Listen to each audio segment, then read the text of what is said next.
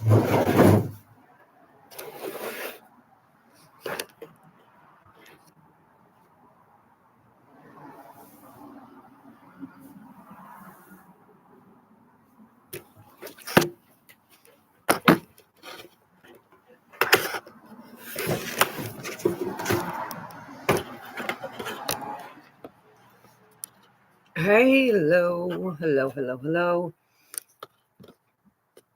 So I guess it's the first day of spring, right? The 21st, I think. I'm just doing that from memory because I don't trust anything on the internet, and you shouldn't either. Um, but I had, to get right to the point, I had a big conclusion today regarding gold that I don't even know if I'm going to get to right now. I don't know if I should even announce it, but I want to get you. It's not that big a deal. It's so obvious and painful. But am I the one to bring the bad news? I mean, I don't know if it's bad news. It's good news if you are an inquiring mind and you are just really interested in tearing down this artificial intelligence, right? Because artificial intelligence is stupidity, and it means fake intelligence. So that means you're out of touch with nature, because what you're seeing behind me is a tree that grows when the sun shines. And the plants tend to grow when they only grow, I'm going to put it that way, when there is light, and that sunlight that comes around every day, whatever you believe the shape of the earth is, or how it comes, or if it's our eye, or if it's our perception. I'll tell you something, it's beyond perception, because we can see effects by the behavior of trees like maple trees, or any trees that have sap in them, according to the, well, wait, let me restate that. Evidently, that's according to the moon. But I wonder if it has something also to do with the sun. And we probably don't even look at that relationship much, do we? In which we should, which I'm just realizing. Maybe a lot of people have, and please tell me if you have. But really, in your day-to-day, where you're living, like if we start tracking from your eye, not a camera, because I've already showed that on another video, or talked about that on another video, that we took Polaroid pictures of the gigantic sun and moon that were out my window, and they came out like really tiny on the camera. And my daughter's is my witness, and it was a Polaroid. So even if you, and then just think if you have a phone, like a screen, a digital camera, they're both distortions, right? I believe right now, this is like as real as we're going to get. I'm not lying to you. I'm really here. It's Central Florida right now, March 21st, 2025. My children are in the room over here. There's a bird chirping. I just heard a horse neigh. There's a car driving by. The flag is waving, my peace flag. That means I'm in peace with my neighbors. So, getting back to the sun and the moon, I believe it's beyond perspective, because there are effects of the sun that we can measure through shadows and movement that more than one person can verify at the same time.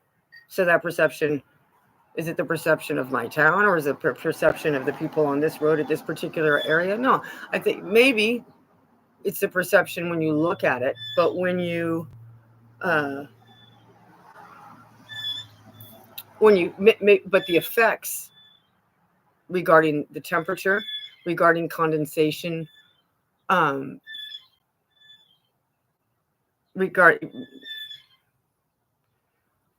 generated by a sun that we can all witness, maybe not in the same position. but pretty darn close, because I can point with my children, look at the sun, and we can look at it, and they would tell me, no, I don't see it there, I see it. So I'm saying all that because I am responding to the beginning of a video by two gentlemen that I have posted here as one of my favorite channels ever, Peter and Pete. And I haven't finished, but I went walking with my goats just now, and I talked to a couple of neighbors, and it was amazing. I got goats on Saturday, and it's a beautiful pair, and I think she's pregnant. And the farrier of the horses, he thinks so too. So that's big. I mean, and my friend Jill also thinks so. But I feel good that I noticed that right away. I was like, okay, she has her two little titties down, and she's very, very hungry, and more than the male. And they're supposedly about a year old. My friend, I'm taking care of them for my friend who's transitioning homes. And she did a beautiful job. These goats are amazing. They are so... It's just brought so much joy to the whole farm. My mom, well, I don't know what she thinks, but the horses of my mom are really happy and curious. And then I was just by the cows here in front, and they came up to me, and I sat on the ground, and they came to smell the goats. And I was thinking, maybe they're interested because it looks like maybe a baby cow, but then they have goats nearby, so they've seen goats, but they were super sweet. And so then I walk barefoot. I drink a lot of salt. I know the animals need salt too. And that cow put his head through the fence and licked my foot. I was very honored by that. And then he like kept moving his tongue around, which he wasn't doing before. So the more that you observe animals, like, you can look at the things. It's just so fun to observe the animals in their natural state. I love these goats. My cat is definitely pregnant. She keeps coming around the house again. This will be her fourth litter. She's kind of marking her territory. Doesn't want any food from us, which is my cream and old chicken bones and nothing from a package. I'll give her eggs, but she's just been taking care of herself. She's hunting. And then her son, Malibu, is with us, and he's great. And for a while, she was hissing at him because being pregnant, it seems to me, she wants to make sure that he's clear that he can't come around those babies. And he can't come and basically she shouldn't come to her nipple, because I don't know what the correct term is with cats, but what we observed was the kittens. We had a couple of kittens here so they were born in September. We had a couple of kittens here until February. So, and they were pretty big. They're like already teenage cats. Like you don't think of them as wanting to be with their mom. And it was amazing. She would take each one of them at separate times and just lick them and take care of them. Like you see on the big Wildcat National Geographic shows, she would lick and take care. And then she would cuddle with him. And then she would let him. My the cat's like this big now, like this big and about this tall. And the mama would let them suck from her nipple at that age. And I thought, how interesting, because I thought until now, you got to get rid of the cats at 6 weeks because, that's time for them, 6 to 8 weeks, right? So my cats, they were like 8 to 9 or 10 weeks that we got rid of didn't get rid of them. Well, I gave them to loving homes individually of people that seemed to me were not going to castrate, neuter, that were not going to VACCINATE the animals, and that we're not going to microchip. That was my desire, but they're now in the hands of those people, and I'm sure they're just fine. But they had a good start in life because I only gave raw milk, eggs, derivatives of raw milk, eggs, and table scraps. But they ate from their mama, and I think we gave her water, but it was amazing. I mean, I didn't do anything. I just watched the whole thing happen. I watched her take care of her babies. We pet them a lot. They were great. They're still great. So that's why this has been fantastic. We have seen 3 I'm definitely going to change the title of this video to cats and goats. And we have seen 3 male cats that were coming around in the last few months. And so she started showing, right? She's got a little belly on her, and her little boy wanted to come up for some nuzzling. Like, she didn't do it every day. I think they got together like every 3 days. Like, she was weaning him, but still every once in a while would be like, you can have a little bit of milk. And now when he comes up, she goes, and he's so hurt. So we hug him and tell him that's your mama protecting your little brothers so that they have milk when those babies are born. So I think that's been really cool. We call it kingdom. Catdom instead of kingdom.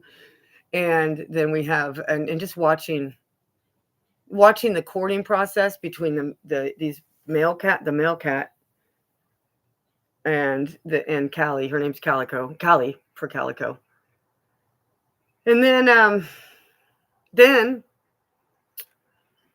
cats on my mother's farm were castrated, and one was ours. We had 2 kittens on Christmas 2020, Christmas and Joy, and they were wonderful.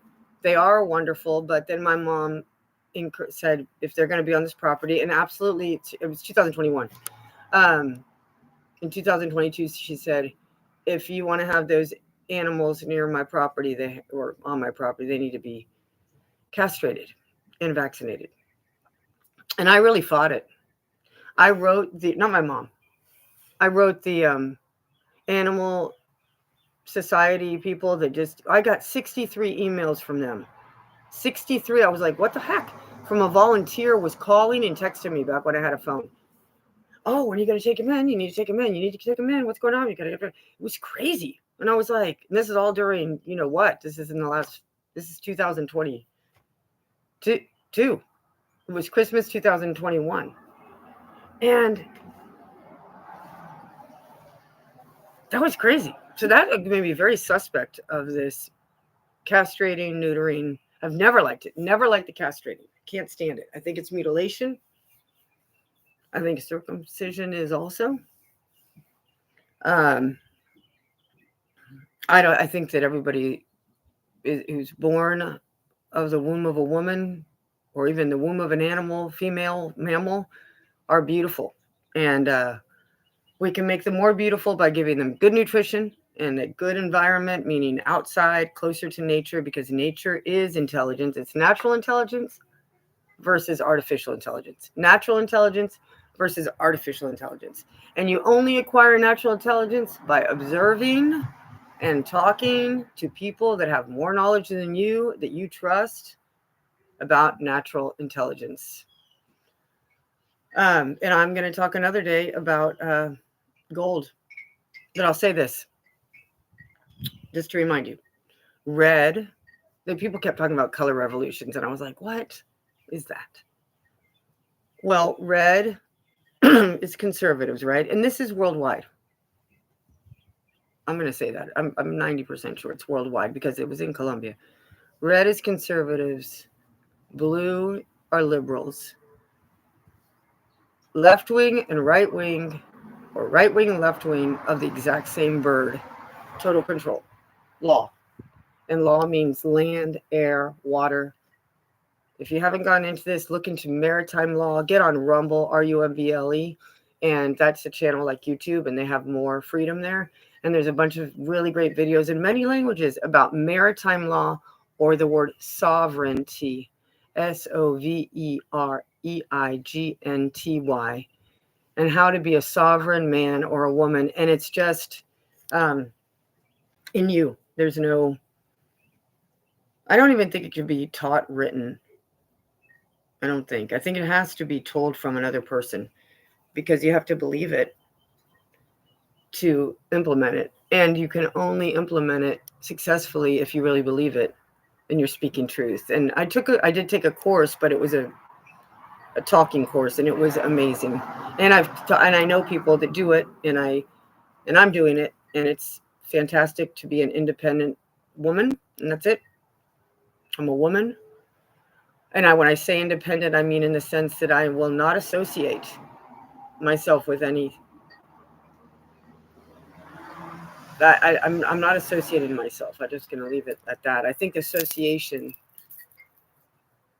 of people is the destruction of a healthy community. Because you want individuals, or let's say individual woman, you want individual thinkers with unique tasks. Like, I'm looking at the two goats, they're totally different. They have different personalities. They're goats. They have a general aspect, but these guys have a little bit of a personality. Now, I'm not going overboard. I'm not making them humans, but it's beautiful to identify this one likes to eat that, and this one eats more of that. And maybe because she's pregnant, she's eating that. And maybe if you just left them in this square of land, they would both eat everything if they had nothing else to eat, because they're goats and they eat everything. And they can eat your shoe, and they could, right? So, but you don't know unless you try, and unless you're observing, and unless you compare and recognize, I believe, the beauty of an analog world, a non-digital world, understanding that in every moment there is an infinite amount of variance that can occur in that moment. And that's why it's so important to get away from digital, because digital means that you're in this categorized, defined, falsely, man, I don't even want to say falsely defined. I just want to say it's defined by a construct from man that is probably has a financial goal at the end. Whereas when you look at natural intelligence or natural law, you're observing what happens in nature and what eventually produces, ideally, the fruit on the tree, or a healthy pregnant animal to have a healthy baby in her own time, in her own labor process, with no help from us. They don't need any help. In my opinion, they don't need any help. I saw my horse born when I was 6, and that was abundantly clear to me. And my father was in a OBGYN, an obstetrician gynecologist, and I don't think my brothers are watching this, so I don't think I have anything to worry about, nor do I think my mother is either. But my dad, I think, would answer me straightforward. He died in 2021, and I love him. I'm very, very, very inspired by him, and his way of looking at science, at the world, and looking at things. And he was a doctor, and he was trained in a medical institution in the 50s that was for sure financed by the Rockefellers. And then he went to the countryside, and he worked for a year as the local doctor with no hospital and no staff. And my mom was a Peace Corps volunteer, and she bummed around with him, I think, and maybe, was his staff. But I know they fell in love, but he knew a lot more than she did, for sure, because she was a city girl, and she brought a lot of wonderful, beautiful knowledge from being a city girl to him in the big, in the countryside of South America, third world country. But my father was very much against the system, and I know that because I broke my arm. The only time that we went to the hospital was when I had broken bones, but my brothers and I did not go to the hospital. Now, we did do dentistry, and we did do orthodontics, and my dad was, he'd look into like different things, like, so whatever. But all that to say, as a doctor, we didn't go to a pediatrician, and we were not put on any drugs, and we did not take antibiotics. We didn't take anything in our lives. My brothers and I have made our decisions of what we've, but I went to my dad as much as I could on the phone, but I just didn't get sick. I got the cold, which I now know is poisons, your body detoxing when you have a cough or a snot or anything, or a fart or whatever. That's just your body detoxing. A rash, tears, and it doesn't happen in our time frame all the time because it's nature. So maybe it takes me 2 days to get through a cold because I'm spending a lot more time in nature, and I don't use Wi-Fi on my house. I'm using Ethernet. I don't know. It's what I believe, and it's what a lot of people believe, that that electromagnetic frequencies are not healthy for us. And the screen that I'm looking at to talk with you through is not good for us. It's emitting electromagnetic frequencies, and that's not good. And you can look it up. There's a US patent, and it's human nervous system damage screens. Put those words in there, and you'll see the patent. I think it's 19, I want to say 90s or earlier.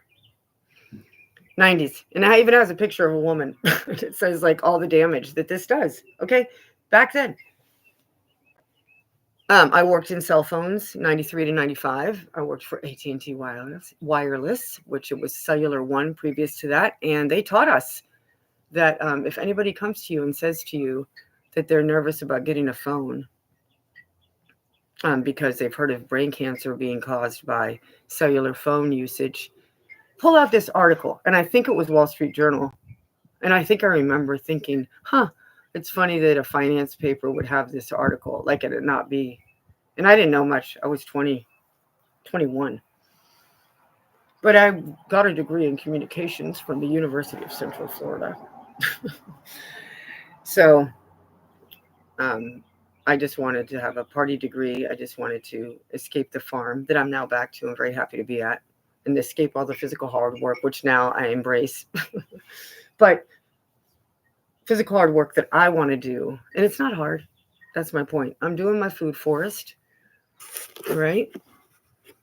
I have here, you can't really see. It's not like, so I know that word forest makes you think of a big forest. Well, no, that's not it.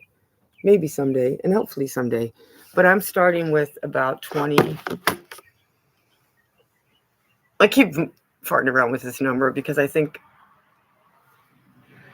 it's amazing to me that there's this many, but I know I counted them out. So let's say 24, 25, 26, because my friend gave me not only goats to babysit, but also some of her beautiful plants. So they are growing in my yard, and I'm doing nothing but compost, which basically means scraps from what I cut up in the kitchen or use, or old seeds or whatever that I have in the kitchen. And I didn't know this. People would be like, I'm composting. And I was like, what's that complex process, Because I really thought I was one of those people that doesn't have the ability to grow anything. But then I think in New York, I had a plant in my office and in my apartment that lived like 8, 9, 10, 8, years, and had very little light. And I didn't do any fertilizer. And that was one of those ferns. I have one here too. So, boy, that plant wanted to live. And I've been living in South America and Bogota, and I've been around to some shit ass nightmare big cities that are all concrete, and you'll still see some plants coming through. So, they want to live, right? So that's the theory of permaculture, food forests. Look up Jim Gale. He's amazing. In Florida, you can pay $50 and he'll give you a tour of his food forest. It's 40 acres where he has, I think, over 60 species. I might have that number wrong, but dozens of species of productive fruit growing, and that within 3 years started producing. And that got me thinking, wow, that seems really young for a lot of trees. And so that's why I've been studying grafting, and that grafting is genetic modification, and that we're on our way to seedlessness at the speed and quality of fruit or produce that are being commercialized today. And here's my kitty. Hi, Mama. And I think that the 3 most important things we can do right now for longevity in a material sense are the following.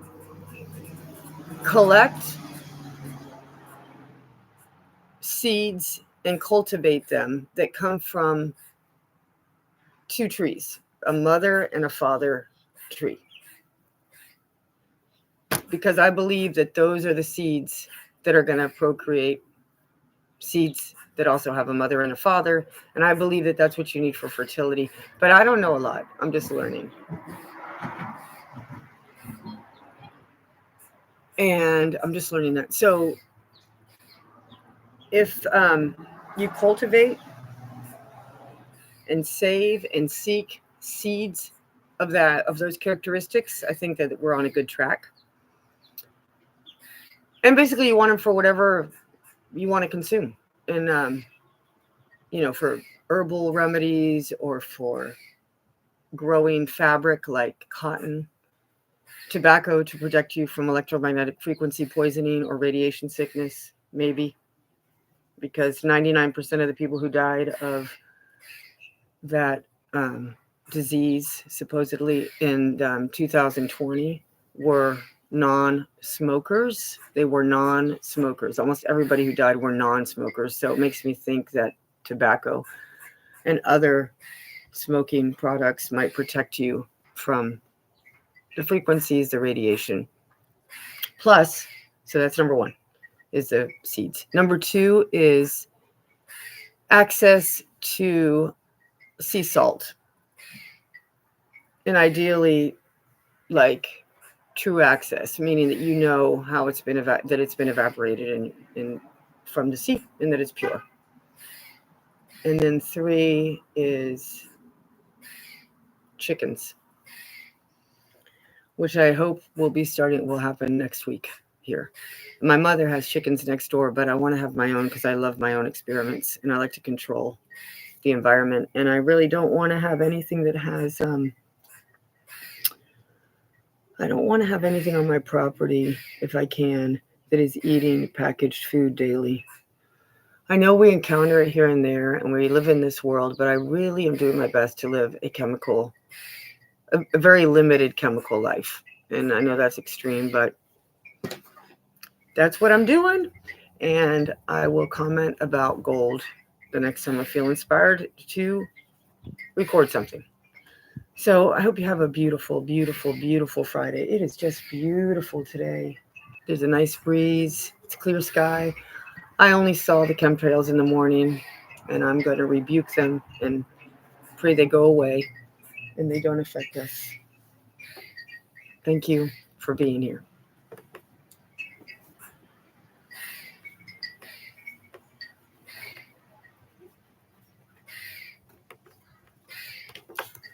Yeah, it's not complicated at all. Hey, Tony. Good seeing you. Don't give me that satanic thing. So this is a satanic symbol, I think, but which doesn't bother me because at the end of the day, if you don't believe in it, it doesn't bother you. But it's find it funny that when YouTube stopped one of my videos, it put me with my fingers like that when I was saying number 2 about something, right? Anyway, I worked in symbols. I worked in communication, so that kind of stuff is natural for me to notice. Oh, really? Yeah, that's one. Yeah, that one. I'm not sure. Why don't we go through the entire emoji thing and I'll tell you? No, but I do have a funny story. When I was in Colombia, my friend was working for the Wall Street Journal, and she ended up being really, really important in the end. But anyway, she and I would hang out and I would laugh, and I said, isn't that funny that there's not an emoji for smoking? Like, I feel like going and having a cigarette. There wasn't an emoji for cigarettes. And then like a couple of years later, there was one.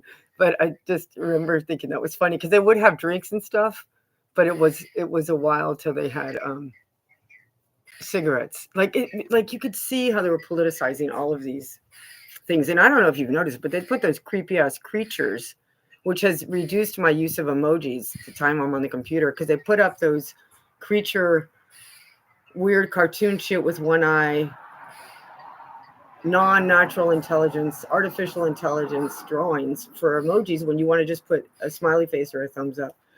But yeah, that, and we know about this, right? We know what that is. Okay, so this, now I'm gonna probably get I don't know, there'll be a picture of me doing that, but I know who I am. You guys, whoever is watching this video, which I think is amazing to me, is Tony and Sea Lightning and sometimes Mikey.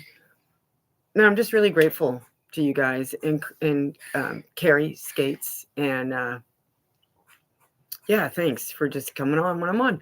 And that's all. So I wanted, because it's just nice to feel heard and a little bit, and to know that you guys are also, battling your own battles and dealing with people who are having a hard time opening their minds. But I do feel right now there's a great cracking open of the minds lately in like the last 48 hours.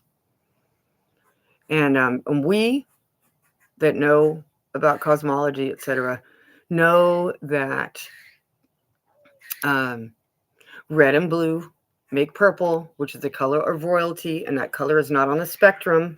It's not on the spectrum. I don't want to even say natural spectrum because I'm questioning glass. But then when I look at the sun, I do see a prism. But anyway, the purple is tyranny. And if you look at the Bible, and I'm so sad about this, I love the Bible, and I always will, because it's brought me to where I am today. There's a lot of alchemy in there, and there's a lot of color symbolism and gemstones and all that stuff. And so I think when we get clear on what those colors mean in their context, in their lexicon, then, because they're hidden in plain sight, this is what they do, right? So they do the color thing. They do red and blue make purple. Purple's not even natural, and purple is when you have a king running the world and running your life, or you think you do, but you don't, because you think he's president. Not you, but I'm like, we think he's president. But at the end of the day, it's not even that. The only thing going on in your place, Tony, where you are and where I am right now, is what you choose to do right now when I end this video.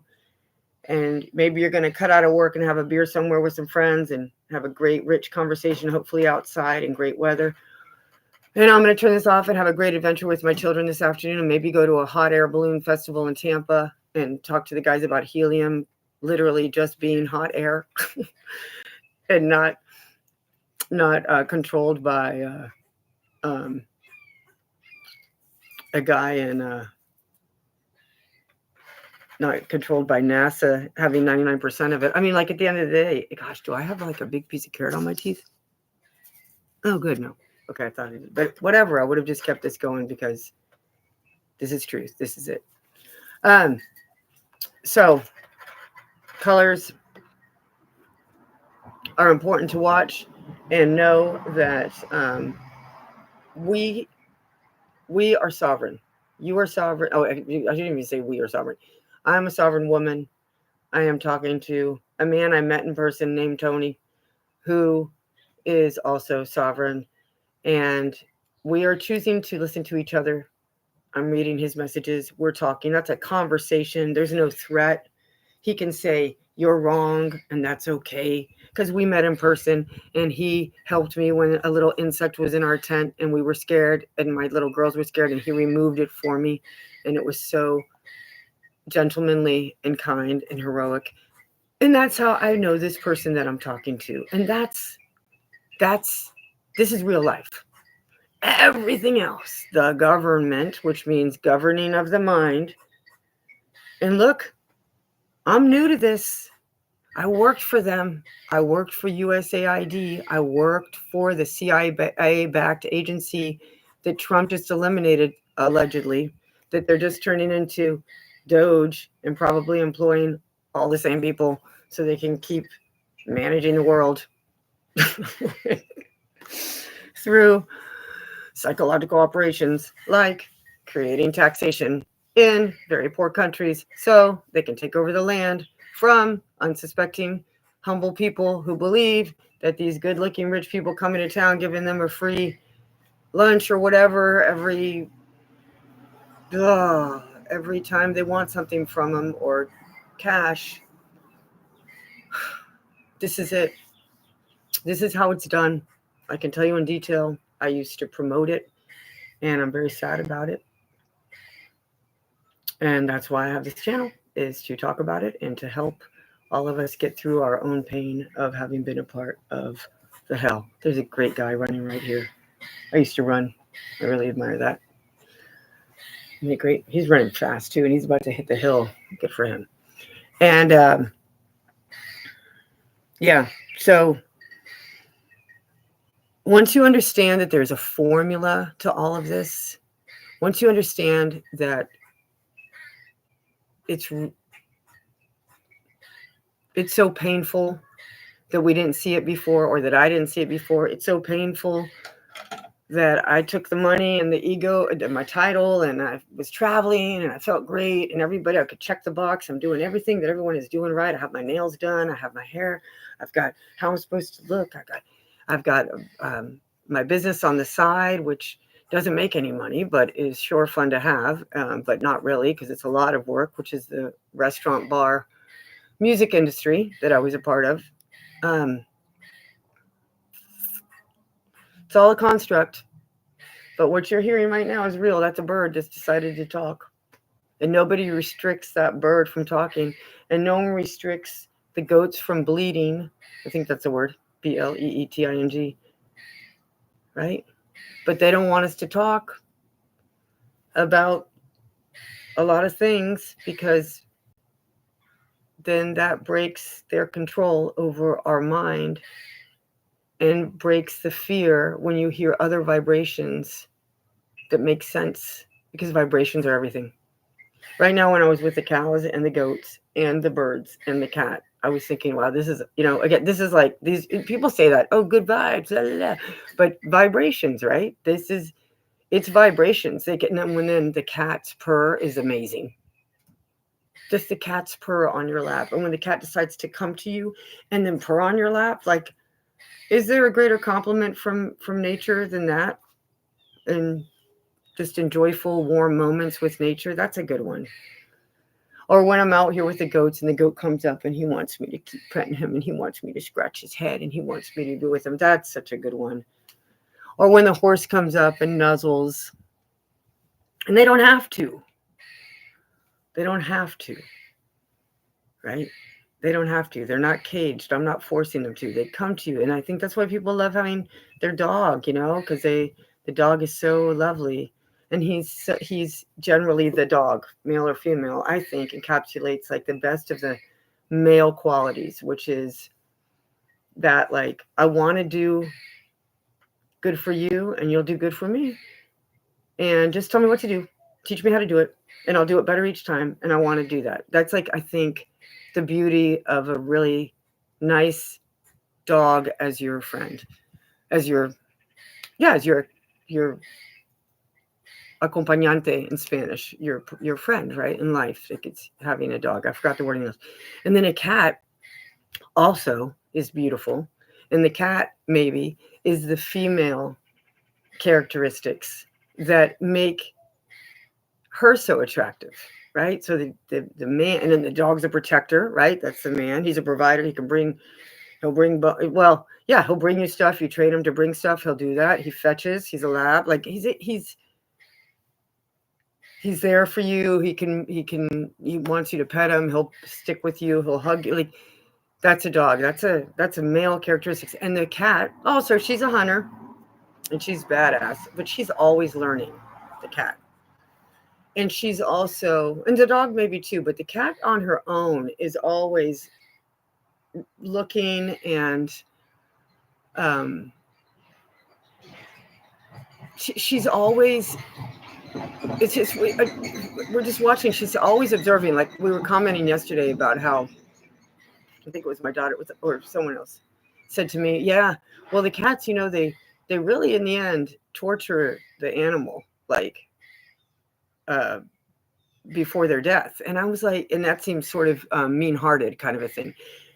And I go, you know what? In having really watched cats, I don't think it's that. I think that they're learning the strength. They're learning about the, like, now they know they're going to kill him.